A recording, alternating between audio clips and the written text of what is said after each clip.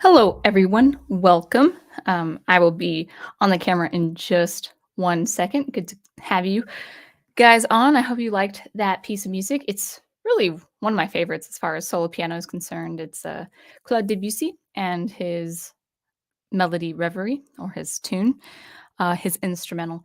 And actually, I can listen to that on repeat. So I thought that was a very fitting piece of music for this very beautiful image that I found on camera, not camera, Canva. That's the image. So anyway, sounds good. Looks like I'm coming in loud and clear, and I think I have everything ready. If I'm coming in loud and clear, I won't adjust the mic, but let me just take a second to get ready for the camera, if that works.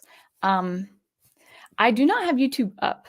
I just have StreamYard up. I feel like that's always a little safer. Let's try this. Yeah, there we go. So yeah, hopefully you guys liked that intro. Actually, what I discovered, just as a sidebar before I welcome the chat, I discovered that if you compress the audio file to MP3, which is of poor quality, but it's not as much storage space, you can actually have the whole tune. So I might even do that with my music. Just compress it, pack it down to a lower fidelity MP3, and then just play the whole tune. That might be good, because if you do have a WAV file or FLAC file, it will only allow 20 to 30 seconds. So that is that. All right, let me actually. Oh, I knew I'd forget this. I wanted to actually bring a couple personal topics to the table before talking about my discussion on the ideal. Let me take this banner down, but before I do, you can check out my music at soundengraver.com, which actually I will be pulling up in just 1 second. Let me go ahead and hide this banner. Good. All right. Let me just take a moment to do that real quick. I thought I was going to do it before. So that looks good. Okay. So let's talk about a couple things regarding my music. So last week, and then we will welcome the chat.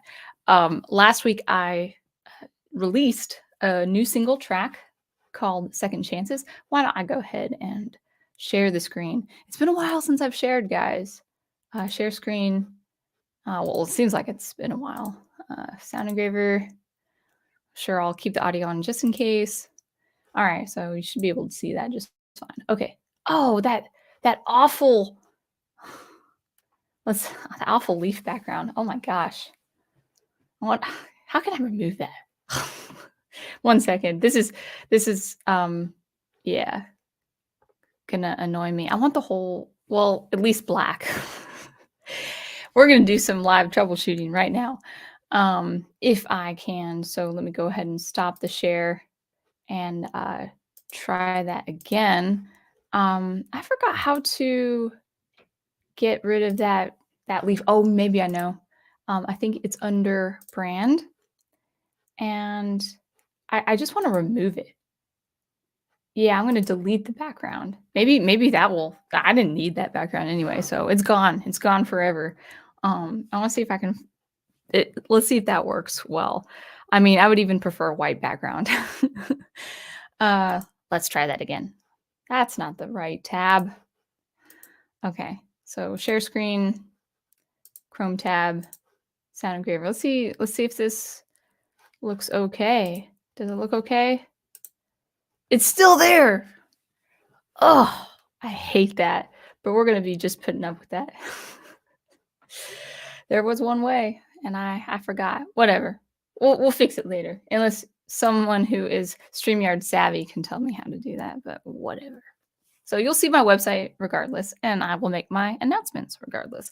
So as you can see here, I've got a new release called Second Chances, and that is available for you to download just for free. The reason why I'm making it free is this is a really pivotal moment for my mastering. Well, yeah, mastering, yes, for my skills.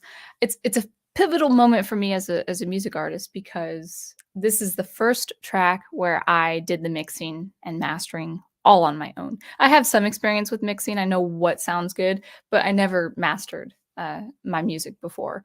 And so because of that, this is my first time. I'm just getting my feet wet in that skill set. And because of that, I will just release it for free. It's under 4 minutes. It's got this instrumental, upbeat kind of vibe that I would say is pretty much reminiscent of the early '90s, kind of very light, very um, catchy, uh, early '90s feel, kind of hip hop. So that is for you there. The second thing, actually, a couple of things.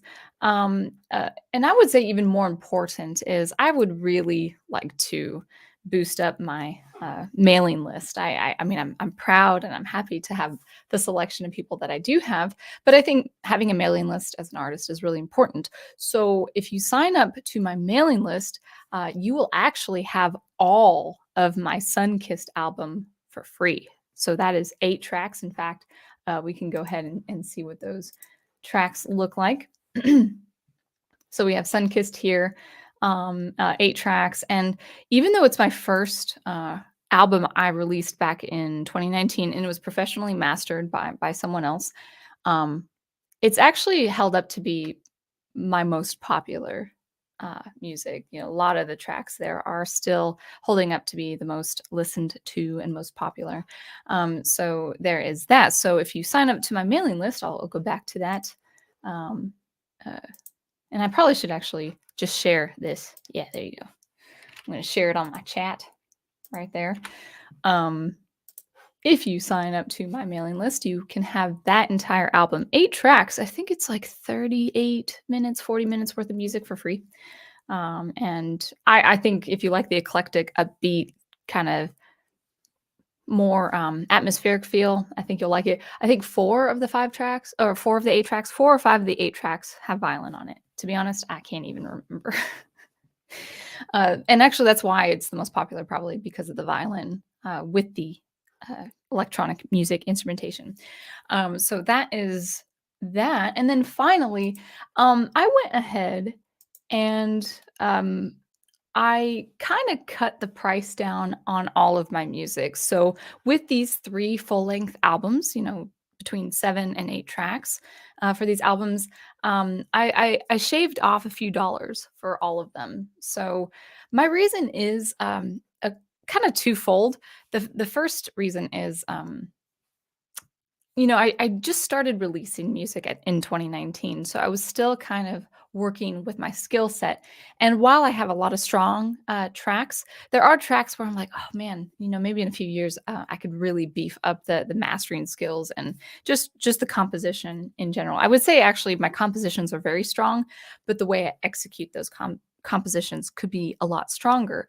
And my favorite artists who have very good albums, well mixed, well mastered, and just great compositions in general, they sell on average, 10 to 11 tracks for like $7 or $8. And I was selling 7 to 8 tracks for that much, that price. So I was thinking, okay, I'm gonna go ahead and shave off a few dollars. I actually feel good about that decision. I feel pretty comfortable that it is that. So that's for my albums. And for my River Sprint EP, which is 2 tracks, I'm very proud of the quality and the compositions there, especially with primitive supposition. And that you can download at your own price, starting with just $1. So $1 for 2 tracks. For Uncharted, it's $2 for 4 tracks. So you can download at your price with a starting pay of $2 for 4 tracks.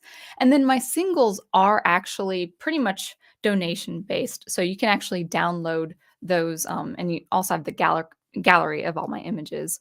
You can download those for $0, or if you feel inclined to be charitable to me as an artist, you can drop $1 or 2 for pretty comprehensive single tracks. Mariba, Immemorial, Rural Prospects, and Evergreen are pretty much going to be my most popular. Bradbury Lane is good too. I just I love that composition, but I'm going to revamp and refashion the percussion section probably in a couple years from now. I love the composition so much, but I do want to kind of boost it up. As I'm building my skills in music composition, I just want to boost it up. So, Second Chances is available for you to download for free. And then also, you have a wide variety of fairly, I would say, pretty reasonably priced tracks. So there is that. And then also, really more important than any of that is signing up to my mailing list, and you can get my entire Sunkissed album for free. That will have a definitive duration, a time limit, but I don't know when. Probably, I'm gonna at least promote it for about a month or so. We'll see how that goes. So anyway, let's go ahead and stop sharing that. And good, good, good, good. So, all right. So, let's go ahead and welcome the chat. I think that's everything for my personal news there. We've got my wonderful, handsome professor saying, I'm looking forward to your wisdom on this. Oh, this is another thing. Okay. My one and only member of this channel, the one and only member of this channel, Professor Geek. Now, I do actually want to say a little bit more news, and I promise we'll get back into the chat. So if you had been on my streams a few weeks, about 4 weeks ago, I had unfortunately made the announcement that my channel was momentarily demonetized. Not any fault of YouTube. It was totally my blunder. It was a technical issue. If you want to know what it is, just leave a comment in the chat and I can explain it. But it was a technical blunder on my part. And because of that, I confused the system. And they said, we can't verify if you're the real person, And so for about a month, I was not accepting monetary benefits on this wonderful channel. But I did fix the error a couple nights ago, and now my channel has been reinstated as being able to receive monetary benefits, which is awesome for me. So if you wanted to be a channel member, I think I called the community the engraved. I don't know. It sounded poetic at the time. I think it's $2 a month just to keep supporting me and my content. That would be great. And then, of course, there are super chats and super thanks and other stuff. I can't really remember what. So anyway, currently my one and only prof is my one and only channel member, but I have been reinstated. This channel has been reinstated to accept monetary benefits. So I'm happy about that. It feels nice. I just don't like something. Just to give you a little bit of some background, that if you make a technical error, and against the system, if the system cannot verify you as the person, it will take. They say it will take a total of 32 days, which is such an arbitrary number. It's like, oh, we're not going to fix this for another 32 days, so you have to wait. It's like a 32-day timeout. So just to warn you if you ever want to build your brand and build your channel. So anyway, let's welcome Ghost Planet Max 1.0. Welcome Brian Gilmartin. And then we have and thank you for coming. We also have D Pensac. Welcome, and Sir Stone. Good to have you there. Final Fantasy Fan 12. My Persona Fan 55, who has a question that I will get back to, Private Eye, and Retrospectiva. And then Big Al, our wonderful friend Big Al. I don't know what you're saying, Big Al. While the net holds, Thor angry. Oh, are you talking? Okay, yeah, you're talking about. Yes, I think you read my description. I think that's what, and we're going to be talking about that soon. Yeah. Real quick to Mr. Persona Fan 55. What is your opinion on crime movies, and how would you make a song for it? Okay, so First of all, that's an interesting question. I actually don't really watch crime drama. I kind of used to with shows, very lighthearted, but not really at the extent it's not my favorite genre. I can understand the appeal, but it isn't my favorite genre. And how would you make a song for it? Well, there is a library out there. There's a sound and music library out there, and I forgot what it was called, but it has something to do with crime.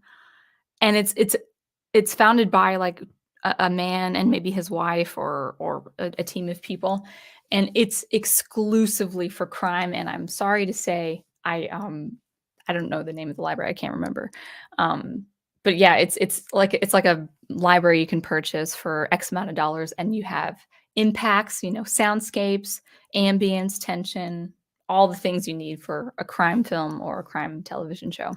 So hopefully that helped. All right, Lynn Green, welcome. And did I get everyone here? Oh, Big Al. Oh my goodness. That's what you mean by Thor angry. I thought you were talking about like the online discourse. Oh, I am so sorry. Is it very windy? Is it very blustery? Well, prayers to Al. We know where he is. So, and where he is in Maryland, I mean, in Maryland you get a lot of gale storms. So, and there are a lot of big bridges to cross. So that'd be pretty frightening for driving. So hopefully people are doing okay there. Um, I'm really blessed that the professor lives in an area where we have a lot of windstorms, but we don't have any tornadoes. I lived in technically three states with tornadic weather, and I didn't like it. I didn't like it at all. All right, so that is the chat so far. Let's go ahead and get right into talking about. Wow, 22 minutes in already. Whew. Let's get into the discussion. My goodness, I didn't know it was that far in. So, I wanted to talk today about the ideal, really supporting the idea of the ideal, culturally speaking. So, usually for my channel, of course, you guys all have been here long enough to know that I support the ideal as far as art. So, what is good art? What is beautiful? What is art that is a good depiction, a masterful depiction of reality in some way, whether that's literature with stories or music or visual art.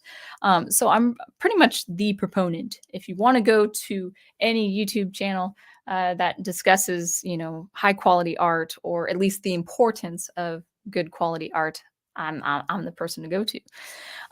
But today I wanted to actually talk about the ideal, really with life in general, and I wanted to share just kind of a recent personal experience with you guys, and it's probably something to some extent you've all experienced yourselves. So this is not anything special to me. I think just being a human being in this kind of society, it's just been typical. But I would say we are living also in a pretty interesting time, and I just want to bring awareness. You know how people say let's have a conversation, which I absolutely hate, because usually when people say that, it's prefacing a one-sided conversation. So I'm not going to say that, but I do want to bring a level of awareness to the dying away, really, of the ideal.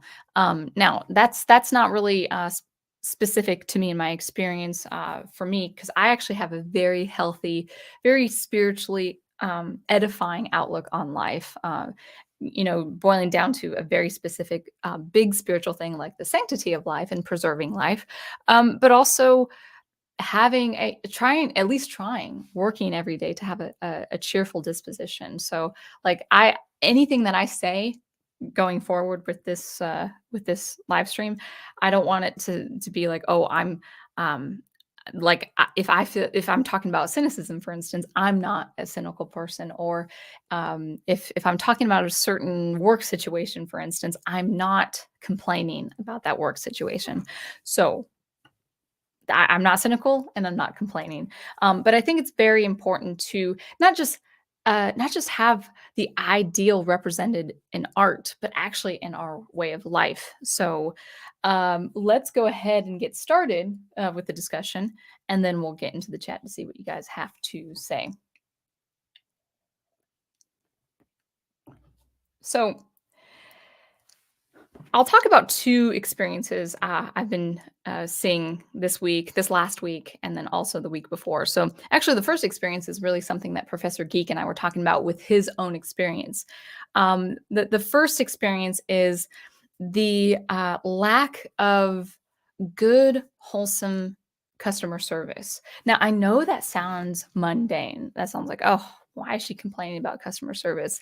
But lately, I mean, really in the last several years, there has been a decline in um, customer service. Now, it's always been, bad customer service has always been a thing. But I would say in general, in the last 10 years, in the last 10 to 15 years, the aughts and the 2010s really had um, fostered in our culture this kind of I'm entitled to the best work position ever. And so because I don't want to be, a cashier at Target forever, I'm just going to, exude that sentiment and exude that behavior. Like I don't have to treat you right because really I'm not going to be a cashier for Target for the rest of my life. I'm not going to work at Walmart for the rest of my life. I'm not going to do this. I'm made for better things, and so I don't have to help you. You're probably just an ungrateful customer anyway, and you're not working, and I am. It's like this kind of attitude. I've experienced it. I've been in retail and in all sorts of customer service jobs since I was 16. So minus 8 years of strictly teaching. No, that's not true. 7, 6 years of strictly teaching.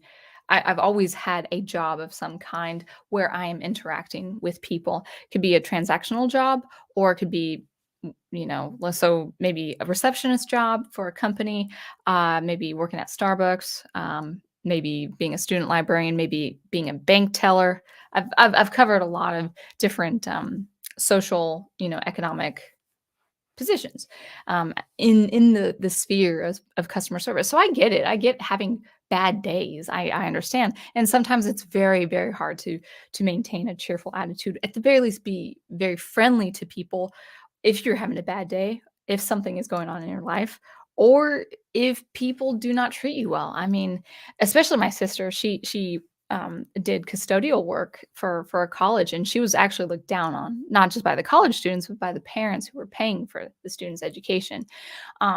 I've been looked down upon just for being a cashier. It is real, that there is a prejudice out there against people who partake in customer service jobs. I mean, like blue collar or I guess lower paying hourly positions. And it's not right. It's not right, and it doesn't feel good when you are at the end of it.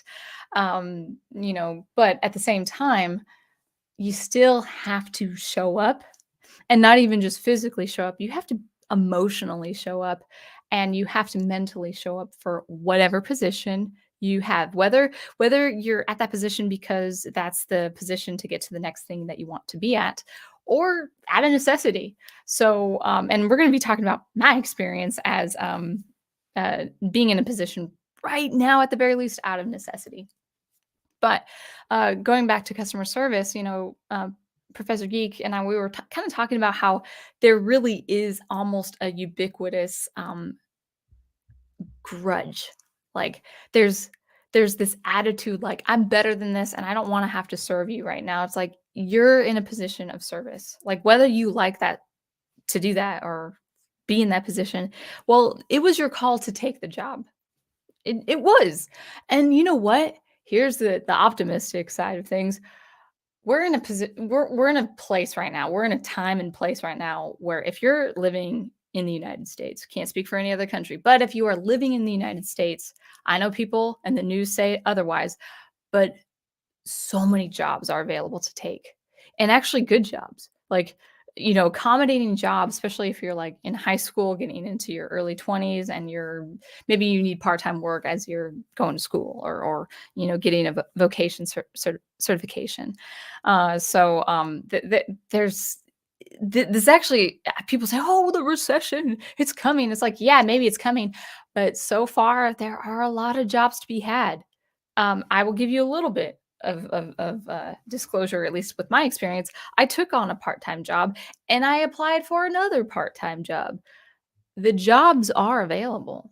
Now, once you get those jobs, it really is up to you to fulfill the task or the tasks at hand in that day and to be accommodating and to be agreeable and to do the best you can for what you're given. So the ubiquitous and this kind of all encompassing stingy, mean, apathetic attitude for whatever job you have, it's pretty pervasive in our culture today, where you see customers, you see it. Yeah, I'm sure you see it as a customer. I think the biggest example is Starbucks. None of those people look happy to serve me coffee, and actually, I don't go to Starbucks unless I really need coffee before my teaching, and there's no other place to get coffee, and I don't have time to drive to someplace else. Believe me, like, actually, if I have the time, I will, even if I don't need to get gas, I will drive myself to a nearby gas station and get coffee instead of getting coffee right next door at Starbucks, because the customer service is just, they look so mad to serve you. Like, they look like they have disdain for you. Maybe that's not every Starbucks. Maybe you live next to a Starbucks where the people are really, really nice, but it's always these young people. I was a barista at Starbucks for like 18 months, and I really liked it, but I couldn't do it anymore because I had to be very much localized in my education. So I was a student librarian instead.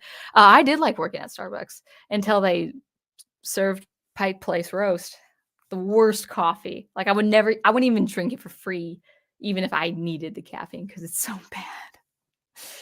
And actually, right when they launched Pike Place, that's when I left anyway. But I had to leave just to get a job at school. Anyway, that's besides the point. So anyway, it's just kind of the pervasive, I hate my position, or I don't really wish I was in this position. I'm here out of necessity. Well, you chose to get the position. Even if it was out of necessity, you chose to get the position. So at the very least, be agreeable. You don't have to be, you know, crazy enthusiastic. You don't have to be bubbly, but you have to be cordial. Like, there's the lack of decorum in our society, especially, well, actually, I could say young people. I don't think it's a young person thing. I think it's just a general average American thing. Like, I don't have to be cordial to you. You're paying for something you're going to pay for anyway, so I don't have to be cordial to you. I don't have to be friendly to you. It's like, no, even if you're tired, even if you have a bad day, just show up for work. And if you don't like it, try to find something else. Try to find something more agreeable for you.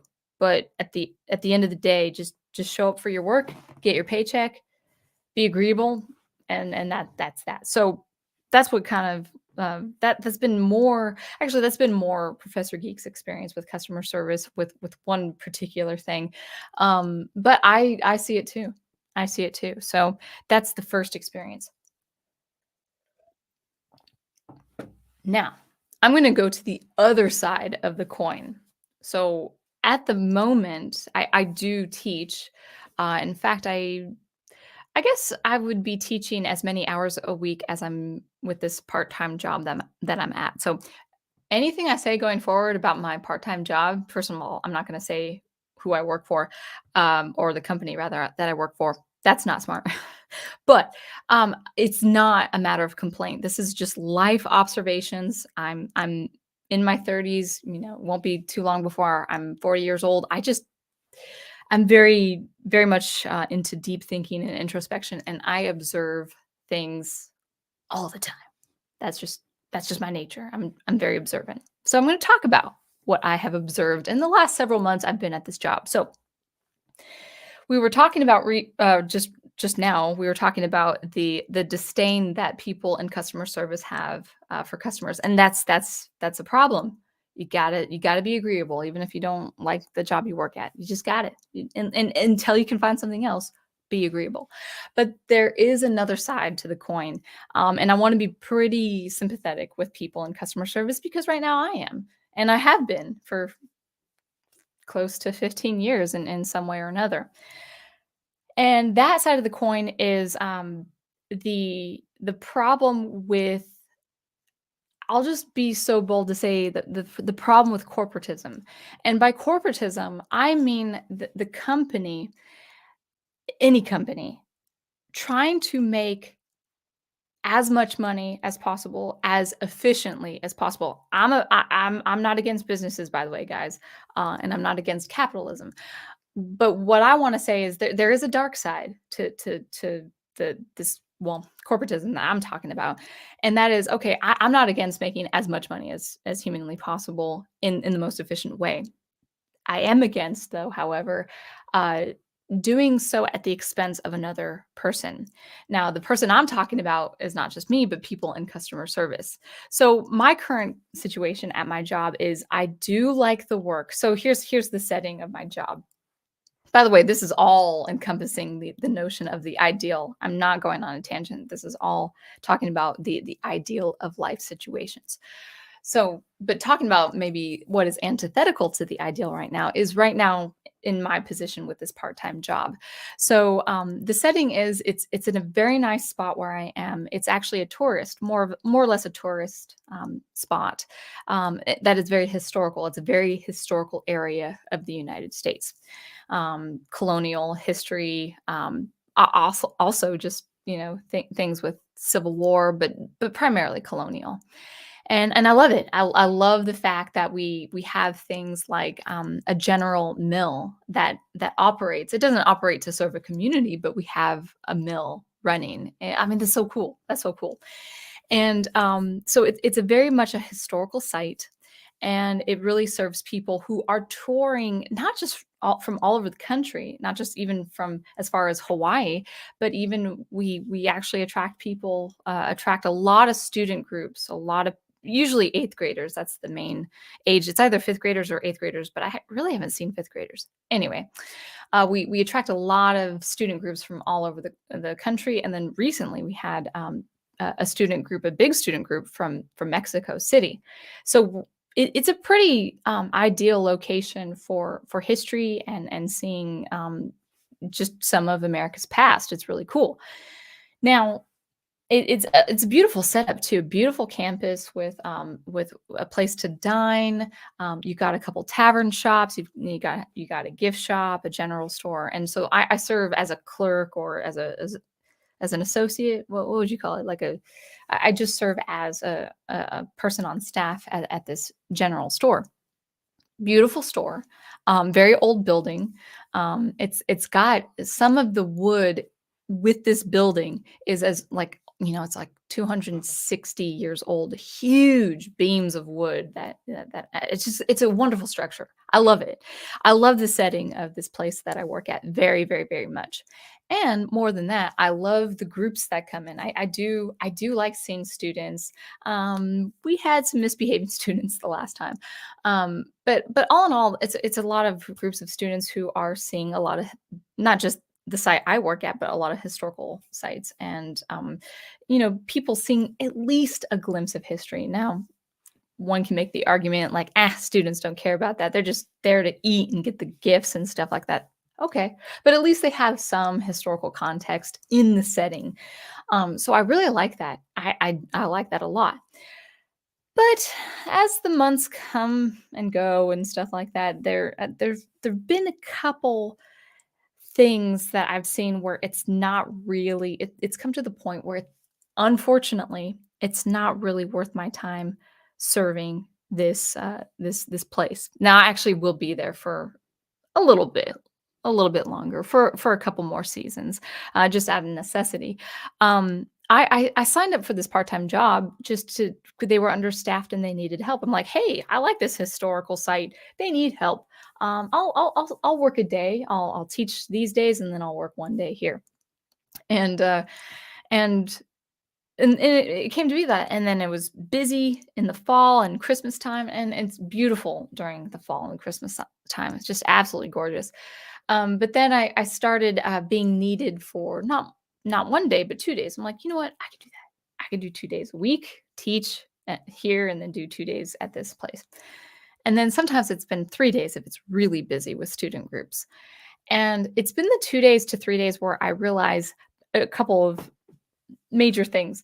The first thing, it's a bit of a commute for me, and it's a bit of a trek, because it's not just so many miles, it's a lot of hilly country roads that can get really uh, uh, uh, uh, become a kind of a nuisance for my car and the health of my car. It's my car is not really a road car. It's a commuter car.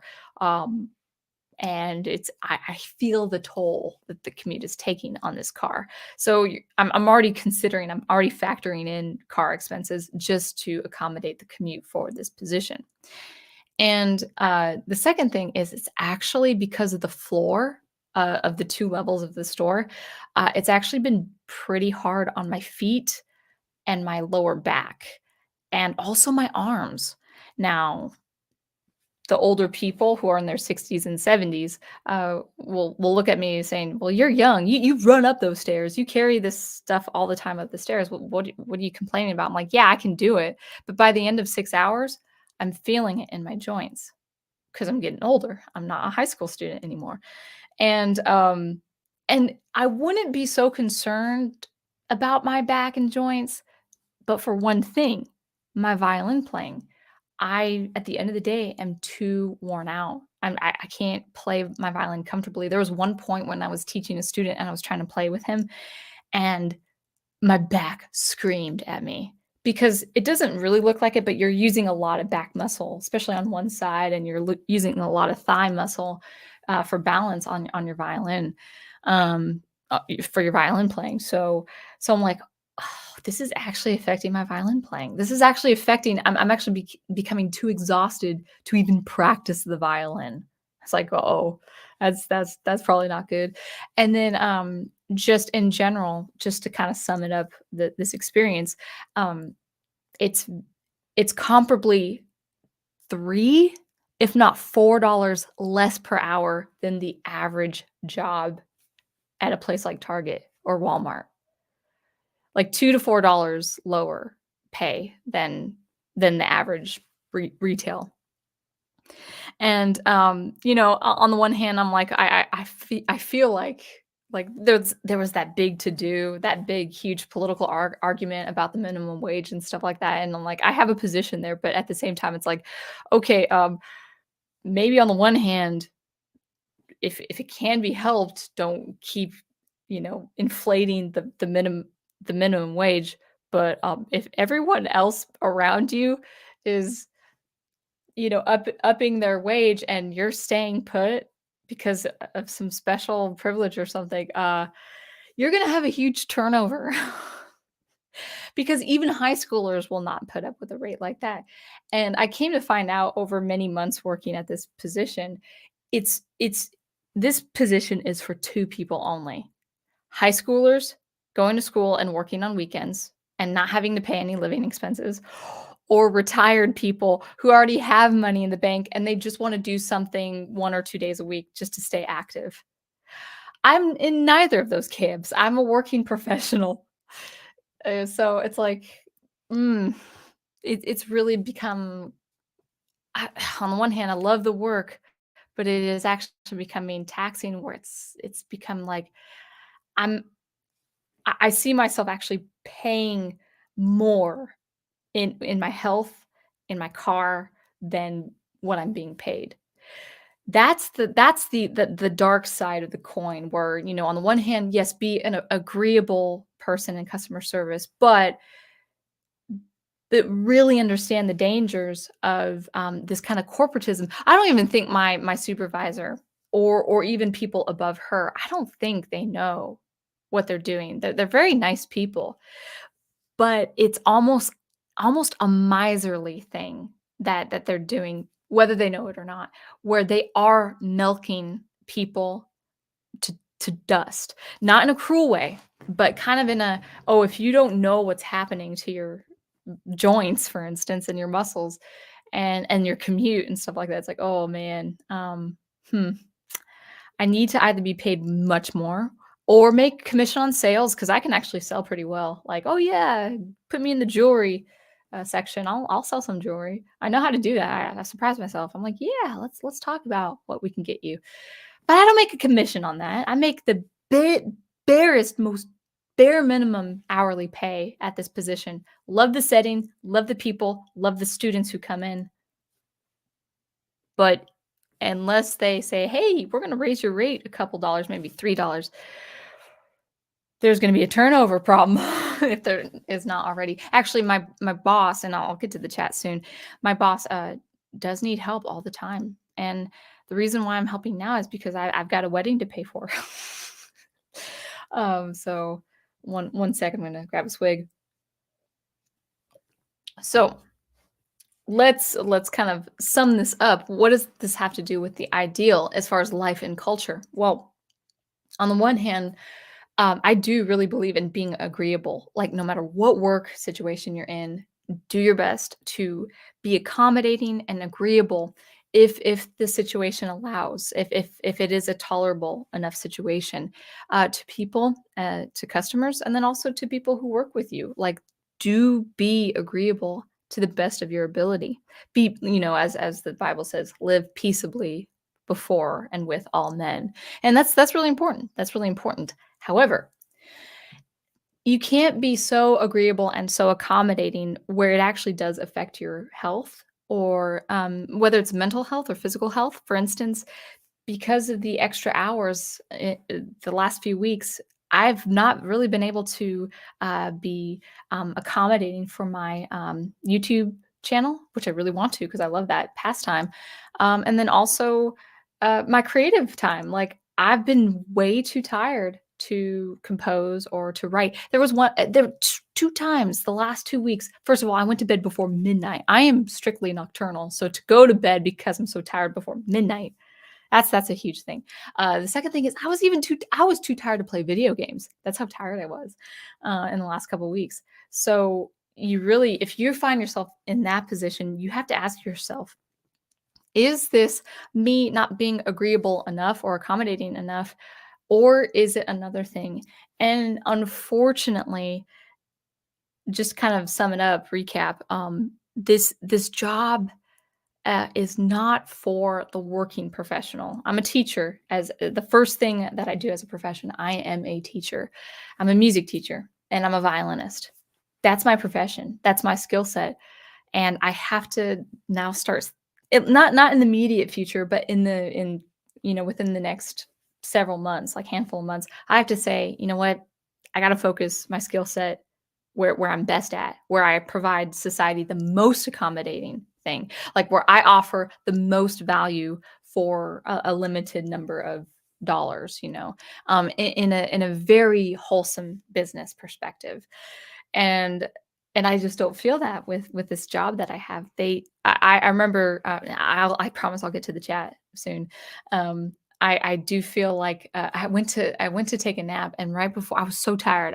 I went to take a nap, a power nap, and I'm like, this is what it means to work to the bone. That's how tired I was. So understand where your limits are, where your limitations lie, and then also understand your skill set, because I am a commodity when it comes to music, when it comes to teaching music.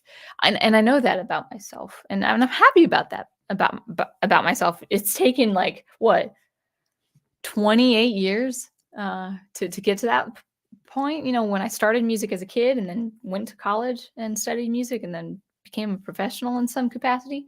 Yeah, it's taken years, but that's where I am. So the ideal, we'll talk about the ideal real quick and then we'll get into the chat. The ideal for life and for culture is, you know, finding what is good, what you can do, how agreeable you can be, how good you can be to society in the form of customer service, if it comes to that, or in the industry, whatever industry that looks like. How can you better society and provide value, and at the same time have it not be at your own expense. Now, I'm not talking about self-care, and I'm not talking about being selfish with your time or selfish with your resources, or greedy for money only. No, no, that's not the ideal. But where you can really serve people, that is not um, at the cost of your own mental capacity or your physical capacity. A lot of people, I mean, I even have very close people in my family who have worked to the bone, in very ungrateful, unthankful situations, and it's sad to see because I hate personally, I hate seeing people with a very strong work ethic being taken advantage of, whether the person, like the boss, knows they're taking advantage of them or not. But it's been done, you know? So, the ideal in your life is finding a way to serve society, serve people around you, no matter where it is, no matter what part of the world you're in, but do it with your talents, do it with your skill set, and not exclusively, not strictly passion, but if you have a great love of something and you find yourself very skilled at that something, well, then that's the ideal. If you can find yourself serving people with your passion and with your skill, that is not only going to better you as a person and better your life, it's actually going to better a lot of people around you in some way, in some form or another. So that is my personal example, my personal take of what the ideal is: serving people, working very, very hard, and being very good to people, but also continuing to regenerate that energy so you can continue doing that. For me, it's violin. It's teaching violin. It's playing violin. That is where I'm trying to focus more on the business side of things. And for now, I'm trying to find an accommodation, whether temporary or long term, where I'm at the very least substitute teaching. I got a position as a substitute teacher. I haven't started yet, still doing the training, but I was like, okay, it's not great pay. It's not paid pay what I'm used to as a violin teacher, but it's it's a lot more accommodating, both mentally and physically, than the current position. I don't want to renounce my current position. I do like the setting a lot, but I've come to know no, now it's not for the working professionals. It's for people who have a love for that place and who are retired, or people who are in high school and don't have to pay for living expenses. So that's the first thing. We're going to get into the chat, and then we're actually going to be talking about another thing of the ideal, and that is really the outlook on life, because this is really important. I noticed this with a lady I work with. Super important. But before we get straight into the chat, thank you, Slav, so much for your super chat. Appreciate it. Wait, is it going to show? I guess my computer is okay. It looks like, why isn't it showing? Sorry, Slav. Show. I want to show your super chat because that's what super chats deserve. But I guess my computer's not really responding. But it looks like there's no audio or video glitches or anything. So Slav, for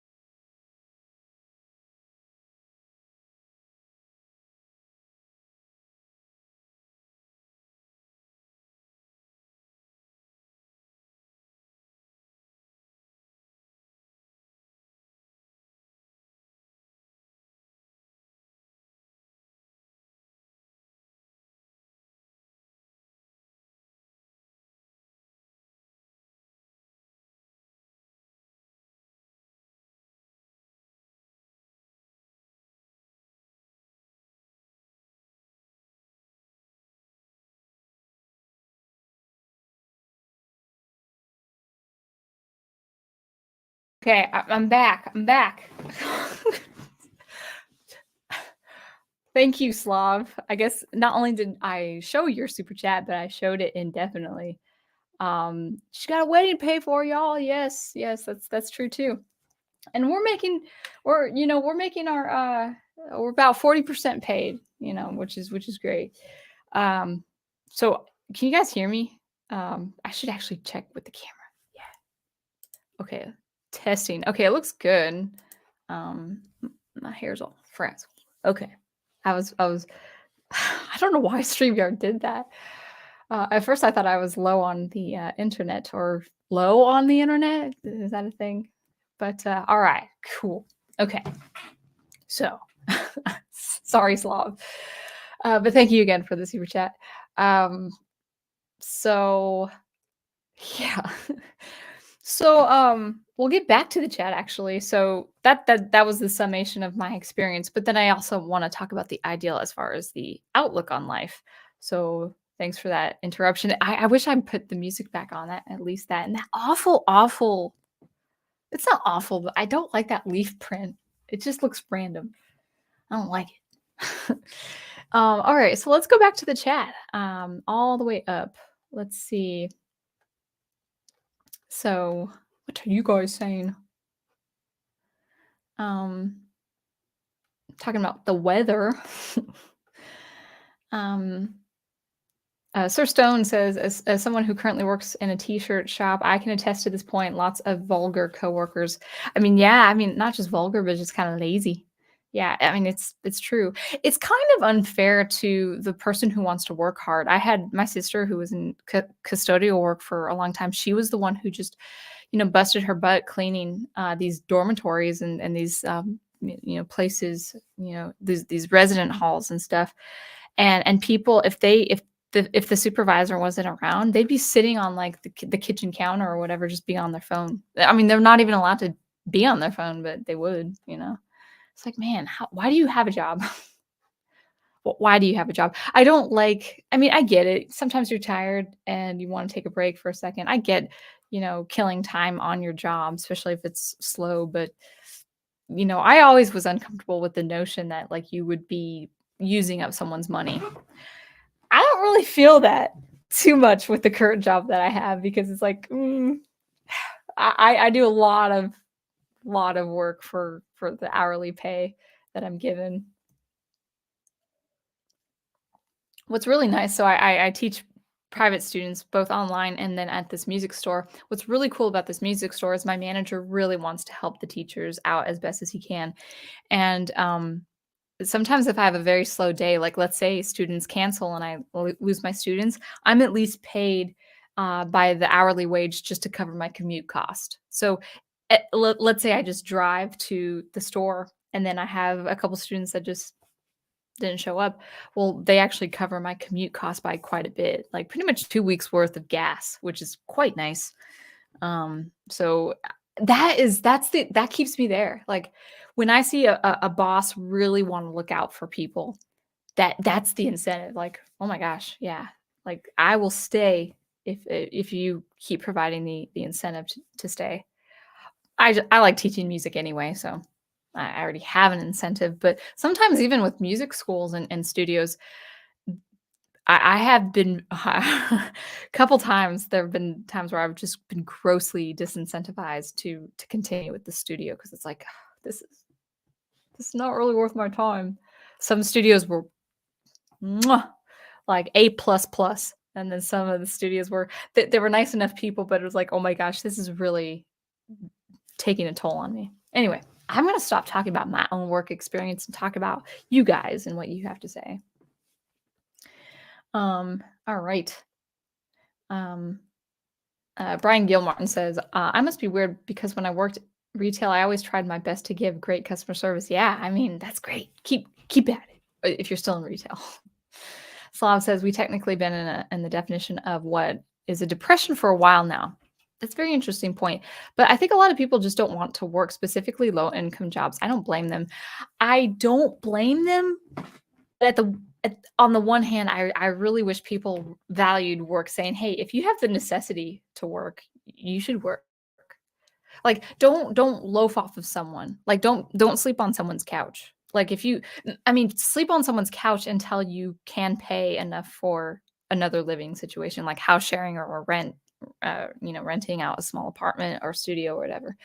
Like, okay, work for a couple months, build your savings, and then make something of yourself and pay for your rent. And actually, Slav, we'll talk about kind of the outlook with regards to a depression or something like that, because yeah, people are really cynical, really cynical. Yeah, I do want to talk about that, even though it's over an hour. I have so much to talk about. Okay, let's get through the chat. Let's see. Ghost Planet says, when I was in school, my class volunteer at the senior center and local paper grocery store. Oh, you were your class volunteered at those places. Yeah, that's important. Volunteer is important. Um, I never really did volunteer. I mean, unless you say helping out with a classroom or something like that. I never actually did volunteer work. I kind of wish that was more built in my education, but it wasn't. But I went to looking for jobs right away as soon as it was legal. I was applying for a lot of different jobs. Um, all right. Private Eye says, "Oh, I wish I could work with history." Well, I wish so too, Private Eye. I mean, the place I am at is more or less a touristy history area, but more and more we're seeing with certain ideologies like, "Oh, history isn't that important." In fact, let's misinterpret certain historical figures. And it's not really specific to the place I work at, but it's around, and it's like, I don't like it. We're selling this book on Thomas Jefferson that grinds my gears every time I look at it. It's a beautiful book cover, but it's basically this one scholar. No, he's not even a scholar. He's like this Thomas Jefferson enthusiast. He loved Thomas Jefferson all his life, but now as a 40-year-old man, married with kids, living in the city, he has come to find out how complicated Thomas Jefferson is because of all the things that would offend our sensibilities today. The thing is, Thomas Jefferson wasn't complicated. He was complex. He was a like a very intelligent man with a lot of pursuits, different, both diplomatic, political, architecture, reading books, like all sorts of things. He's a complex man. He's not complicated. Complicated really infers this it has this negative connotation. It's like this, like my marriage is complicated. It's like that's what complicated is for socially. They said that word complicated on purpose because it's one Thomas Jefferson enthusiast. He wants to project all his own. This book, by the way, was a projection of his own insecurities. And so his own securities is projected onto Thomas Jefferson. And I'm like, leave the man alone. You don't like Thomas Jefferson. No matter how much you say it in your book, you do not like Thomas Jefferson. That's what those are some of the things we're selling in the store. It's not all of the store, I promise. There are some cool stuff that we're selling. But that book, when I saw it, I was reading through it. It was like, I don't like this. And so if a customer actually, it's like a $28 book. If someone said, should I buy this book to know about Jefferson? I'm like, no. If you buy it, burn it. Burn it. You're about burning books? No, I'm not about banning books, but some books really shouldn't have been published. That's all I'm going to say. I mean, you could buy it, buy whatever you want, but it's not an adequate representation of Thomas Jefferson. By the way, if you're thinking, oh, Thomas Jefferson, she works there. I don't. I just want to say that. Anyway, let's see. Ghost Planet. Let's see. I read that comment. Brian says, I know what you mean about tiring yourself out. Sometimes I've gone to bed like at 7 and I normally turn in at 8 or later. Wow, that's early. I go to bed like 8 hours after 8 o'clock. That's kind of an exaggeration, but kind of not. Mm. All right. All talking about my computer issues. Yeah. I hope StreamYard doesn't do that again. So far, so good. Um, all right. So I think I went through the comments unless StreamYard is being a little slow. Maybe I'll pop up some more comments. But I will take this opportunity to talk about another side of really perceiving the ideal and really enacting on the ideal in your life and with your perspective on life. And I think that's really, really important. And we're going to be talking about just kind of current things happening, nothing political, but just modern day sentiment on certain things. All right. All right. So, um, the ideal is also really important. So getting back to the ideal is also really important, not just in art and not really just in your work situation or your life situation. It's actually important to embrace the ideal on life in general. And I'm not saying that you have to be um, unapologetically or obnoxiously optimistic about everything. Like, yes, you can be realistic, you can be pragmatic, you can be cautious. You can be a lot of different things without falling into despair. So, just to give you a little bit of a personal example, a personal experience, I was working with this older lady. I don't really know what age she is. I'm going to make an educated guess. She could be 65 to 70 years old. She has a lot of life behind her, and she took this job up just because she wanted to do something. She liked history, and she's like, okay, I'll help you out.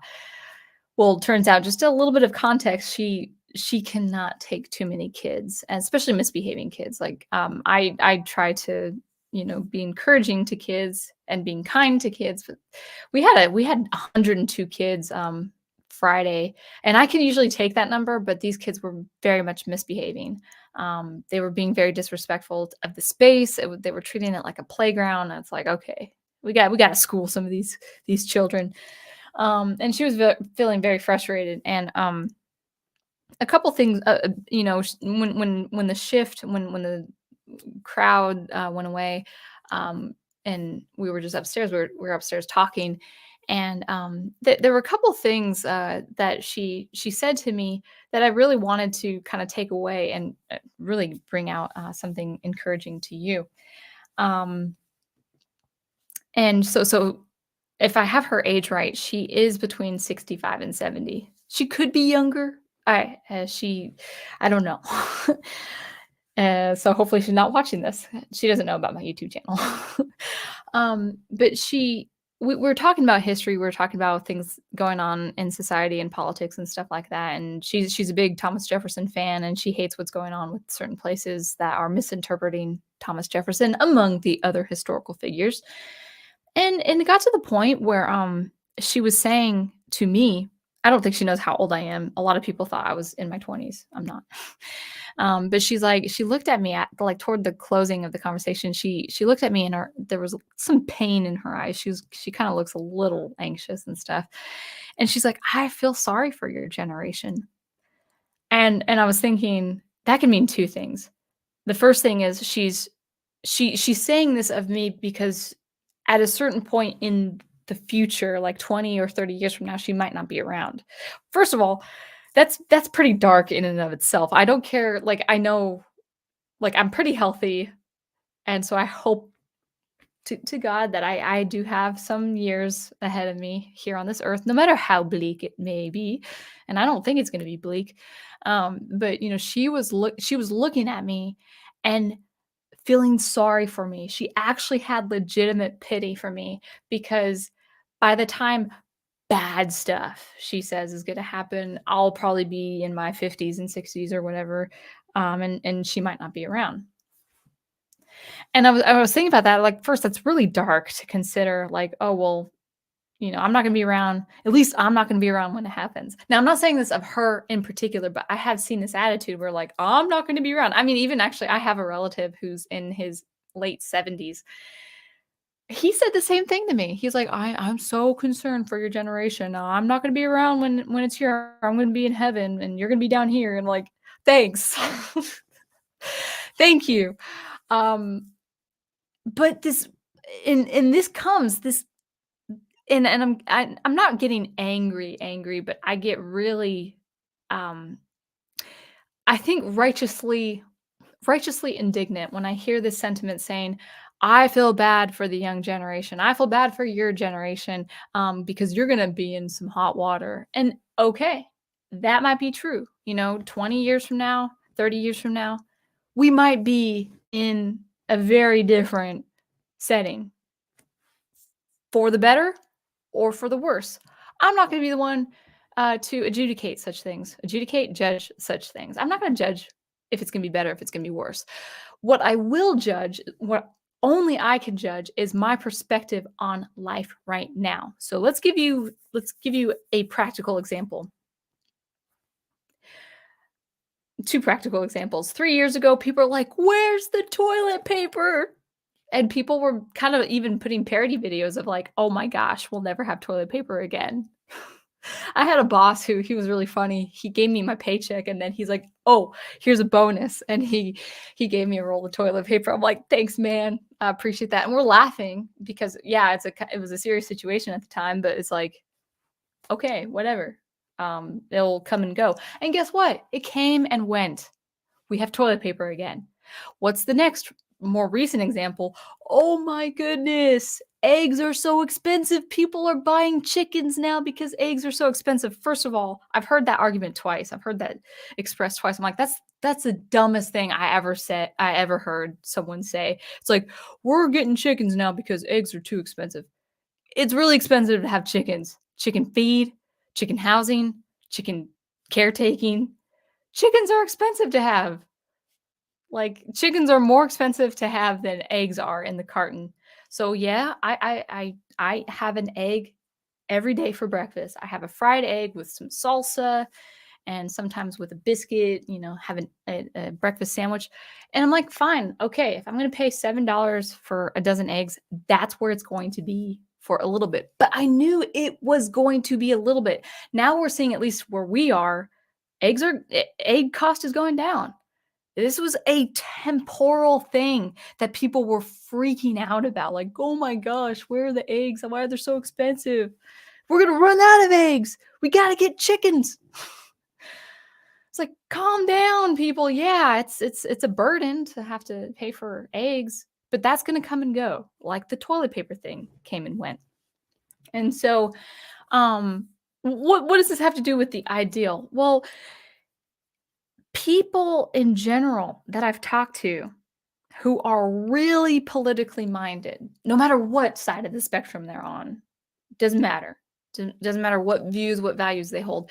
If they watch the news every day and for several hours a day, even podcasts, even political independent podcasts, if they watch something every day for a certain amount of time, they get hung up on what these commentators have to say.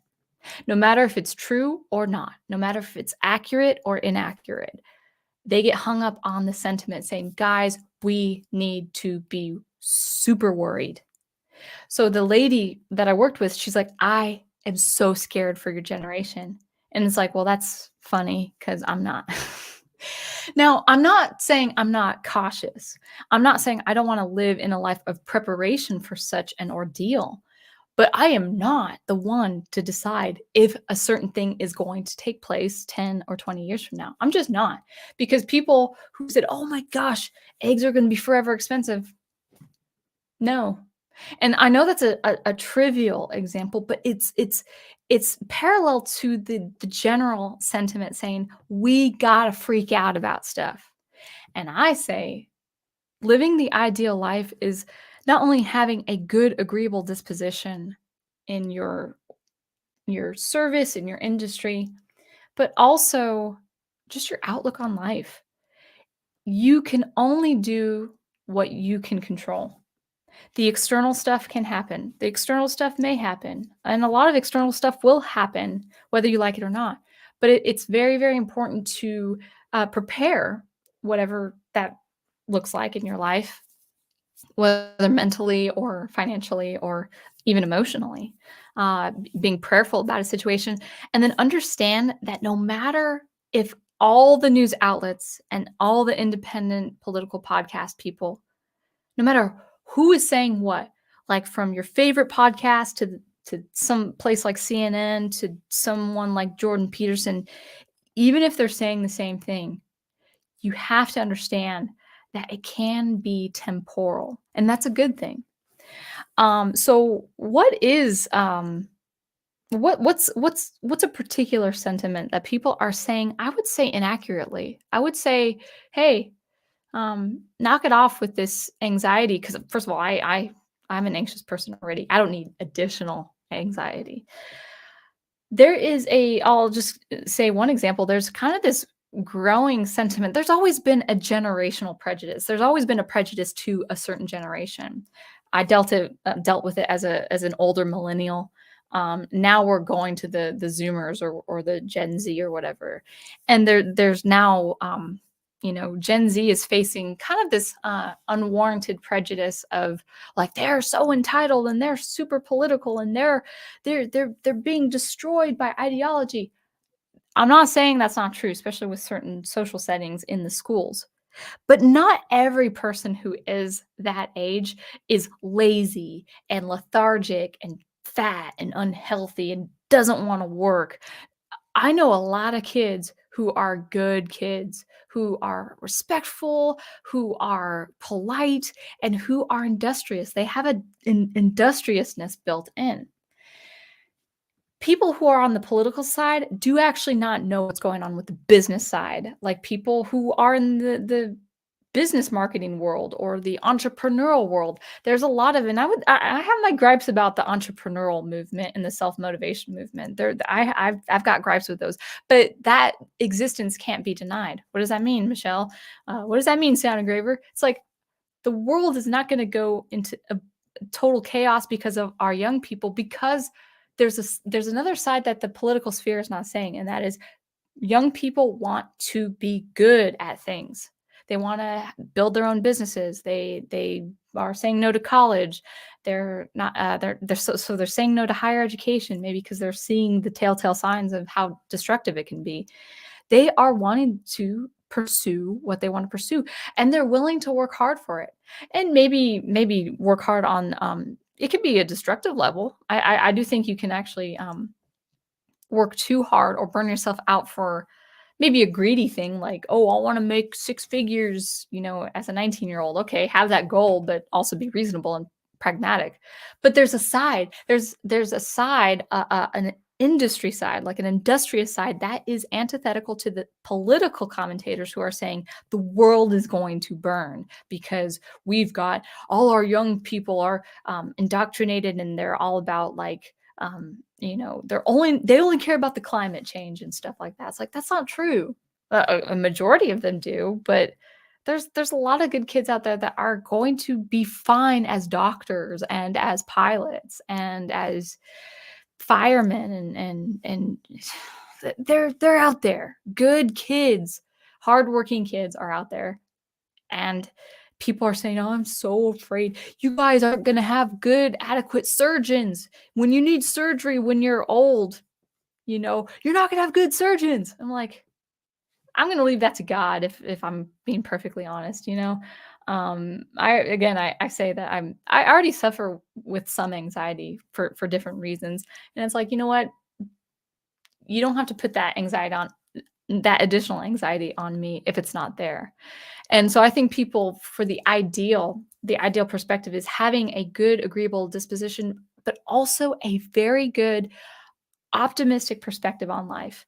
And what does that look like? You gotta factor in a lot of things. It's not one way. It's not a one-way ticket to a destination. Meaning it's like, ah, America's going to hell in a handbasket. Why do they always say it like that too? It's like, no, it's not. Or if it is, I don't see it. And if it is, I'll be prepared. And if it is, there can be other external factors that you're not considering that actually will not be had that be the case.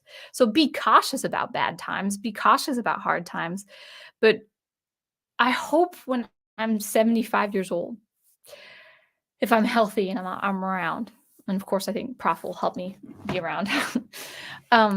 If I'm 75 years old, I don't want to say to someone who's 25, "Oh, I feel sorry for your generation." It's like that. You don't say that to people. I'm not going to say that to an 18-year-old. I don't want them any more fearful than they already have this, predisposition to be fearful. It's like, no, no, don't make young people already more afraid. It's like they're already afraid, and you should give them hope. You should give them incentive. Give them incentive to work hard. Yeah, yeah, they should not be entitled, that is for sure. And they should not have a bad attitude, that is for sure. They need to overcome negative traits and they need to overcome personal flaws. But I don't like that. Like people are just like, well, they need to be expected to do X, Y, and Z. I'm like, not if you don't give them the incentive. That's just being human, by the way. Like you need to be personally motivated to do something. I'm motivated to play violin. I love violin.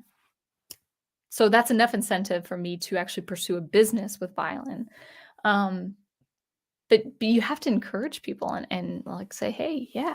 Maybe that's just me being a teacher because I teach kids on a weekly basis. But I just hope I never become so scared and so cynical where I would say to someone 40 years my junior, yeah, I'm gonna be gone. I'm gonna be in heaven, and I feel sorry for you. It's like, well, first of all, if you're Christian, you don't know what the day or the hour is that the Son of Man will come. So be prepared for that. But at the same time, give the generations after you something to look forward to. And that's the ideal. That's the ideal I wanted to say. So anyway, let's go ahead and get back to the chat.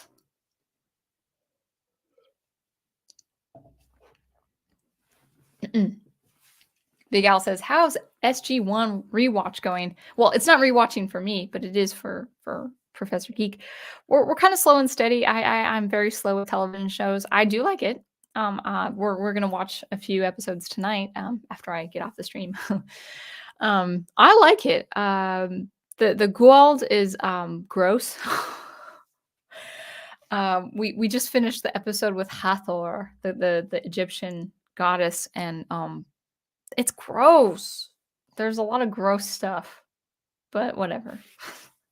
But I do like it as science fiction. It's not science fiction I would personally read or write, but it's science fiction I do enjoy for sure. I think my favorite part of it is exploring different worlds from an anthropological lens. So I think my favorite character because of that is Daniel Jackson's character.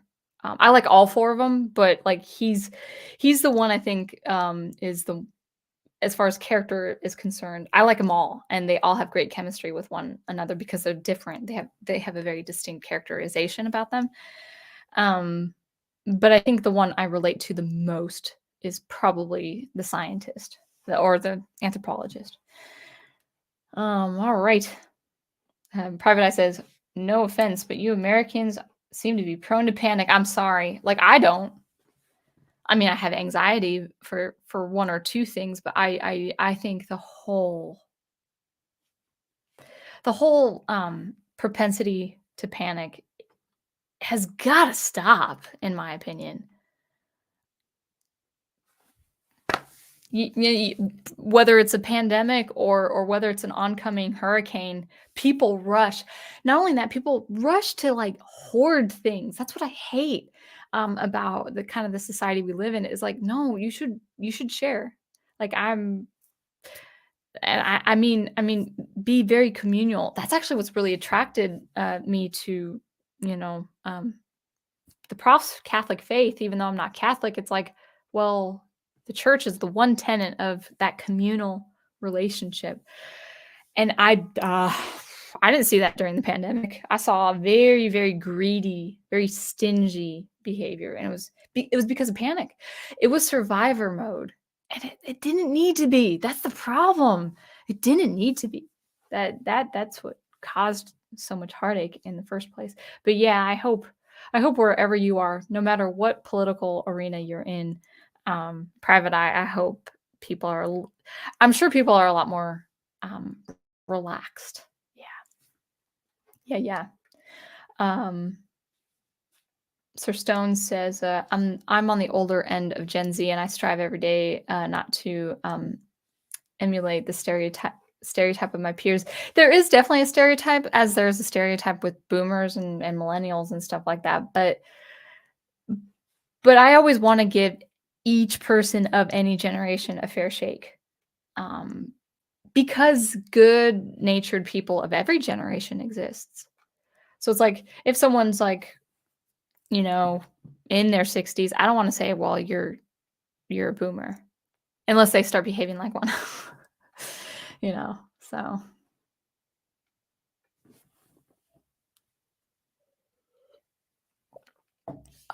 yeah, as far as, like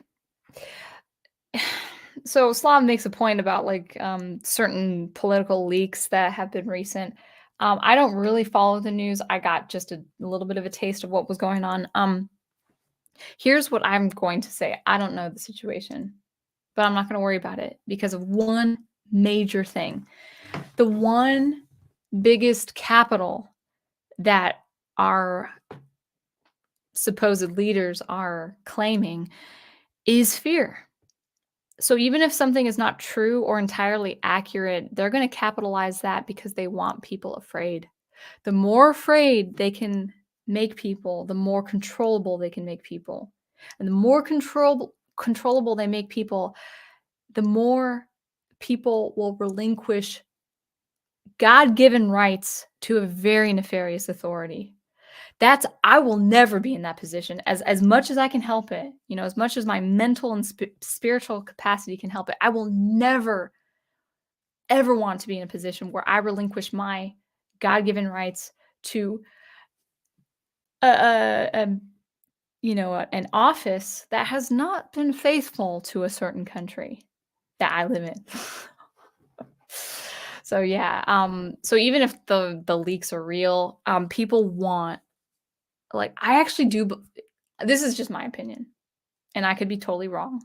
I could be totally misguided, but this is just what I see. The fear factor and the outrage culture has induced, at least in my belief, some things that the politicians would want you to know, even if it's not real, just to get you scared. So let's say I kind of like I don't know about the leaks in particular, but I wouldn't put it past the politicians to allow certain leaks to happen just to make the public scrutiny just go off the charts and just to make people afraid. Whether they're political enemies or political allies, they want everyone scared. Everyone scared. And I don't want to give any leader, no matter what political party they're affiliated with, I don't want to give any leader the satisfaction that they can make me afraid because I want to have a sound mind. Sound engraver or Brian Gilmartin says sound engraver. I remember when I used to collect carts for A&Ps. Some old guy would tell me, "You got the easiest job in the world." It used to get me really angry. I mean, we don't know what kind of jobs he had, and maybe your job wasn't easy, but maybe he was kind of comparing it to his own experience. I work with a guy. He's like 78. And he gave me these letters, these published letters. I'm reading his letters that he wrote to his family in the United States. He served in Vietnam, and he's a very down to earth, very wonderful sense of humor. This guy, he's I wish I could tell you his name, but I can't reveal it in public. But it's such an awesome name. But he was, he served in Vietnam, so I'm like, he can he can make fun of me. He can make fun of me all he wants.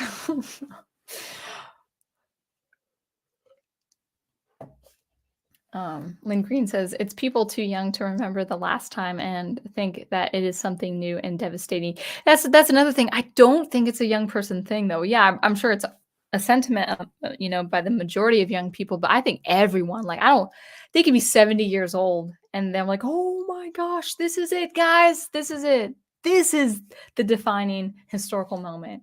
And maybe it will be, but I'm not going to say it is until it is. That's just, and it's not a carefree attitude that I have. It's just like, I'm not going to say anything until it actually happens. I'm not going to say what is true until I know it's true. Until, no, more than that, until it is true. Anyway, what time is it? 7 o'clock. All right. So, Slav says it's all absurd. I wonder if it's better to en masse to laugh en masse or for the individual. Yeah, to laugh. You were saying a laugh. I got that. We can't lose our sense of humor, and we can't lose our sense of comedy. We do need satire. Satire has its role, and laughing has its role too. Where I'm kind of getting a little miffed with people is when they say it's a clown world and they're kind of feeding the beast. This is very true with social and political commentaries, where just kind of listen to the people that you listen to. I've been too busy to listen to people, to be honest. I've just been working so hard. But let's say you have a favorite podcast person or a favorite YouTube channel. Or a favorite, even a major news outlet, and listen to your favorite anchor or listen to your favorite commentator and stuff like that. And ask yourself if they're saying something because they believe it's a real story, or if they believe it's very significant for the person to hear, which they probably do, or if they're saying the story just to get a reaction out of you. If they are being if they're giving a story just to get a reaction, turn it off. Even if you like them, even if you agree with them, just turn it off. Say, oh no, this person in this church. Okay, one incident out of millions and millions of people. Like, I know what's happening, but why am I reacting to this one thing? Like, people say, oh, it's one thing, so it's everywhere. No, it's not. You'd be surprised how much it's not in the real life. So ask yourself if your favorite personality, your YouTuber, your commentator, your podcast person, if they're saying a story because they believe it's really seminal to something, and they feel like they can talk about it for, with a wider perspective, or if they're just getting the clicks, they're just doing it to get the reaction, to get the clicks, to get the views. And if it's just too much, if you're finding yourself inundated with just too much cynicism and too much reactionary things, I've decided to turn it off. I'm like, I like you guys. I don't need to listen to you. And then find their strengths. So for instance, I don't really listen to a group of people that much anymore that I used to, just because it's been mostly reactionary. But they'll have topics on philosophy. They'll have topics on history. And I'm like, okay, cool. I'll listen to those videos. If you want to talk about some sort of emperor, like some emperor of the past, and maybe something I need to know, cool. Let me be educated. But I'm not gonna listen to your spin on news anymore. It's the same old, so anyway. So, what is hello, Walayamuna. I hope I'm saying that correct. Thank you. So anyway, that's 7:05. 7:05. So I think we'll probably stop in the next few minutes, because I'm already slurring my words. So yeah, thank you for that. Like for that topic, I just had to get all of that off my chest, and hopefully it helps you apply.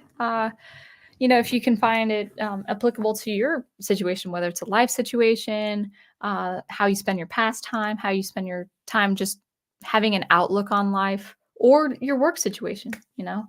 Now, I would say just one thing, just with the work situation. No matter what your situation is with your work, whether it's low pay, not enough incentives, maybe no benefits, whatever the case is, always look to find something more agreeable with your profession or your situation, but do not approach any job with contempt.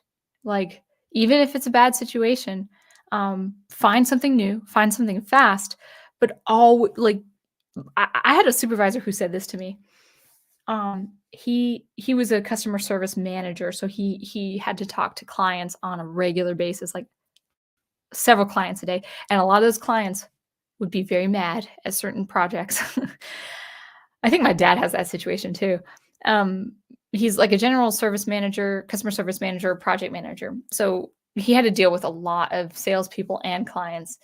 And he would tell me, and I was just a receptionist. I didn't have any stakes as far as projects and stuff, but he told me never, no matter how dark, how bleak a situation is, never burn your bridges. Even if you never see that person again, or even if you never talk with that person, or ever have a professional working relationship with that person, never, like, even if it's a bad situation, never, ever, ever burn your bridges. And I think that's very important. Like, always be agreeable. So, anyway, that's so I know that was like you saw a beautiful picture with a beautiful woman, holding flowers in the garden and stuff like that. The ideal, yes, the artistic ideal, the ideal that comes with art. But we need to hold it to an ideal with life, whether it's with our disposition on life, our disposition, our work situation, our profession, and then also just our outlook on life. It really is up to us to change this growing, festering cynicism in our world today, and we have to make very uh, we have to change our habits as far as who we listen to, who we watch. Change our habits, like if it really causes anxiety, if something like the news, even if it's entertaining, if it causes turmoil in you, you can shut it off and you can live your life without the news. No matter how you think, oh my gosh, the world is like coming to an end, chances are it's not. And just wait it out. Maybe shut off the news for a year. Do it. Yes, don't even look at the presidential elections coming up within the next couple of years or whatever, next year and a half. Do it. Just shut off that news. Shut off that the political personality or the entertainment personality even. Shut it off. Don't watch it. Don't review it. Come back a year and see if your perspective has changed for the better. So that is the ideal for your life and for the culture at large.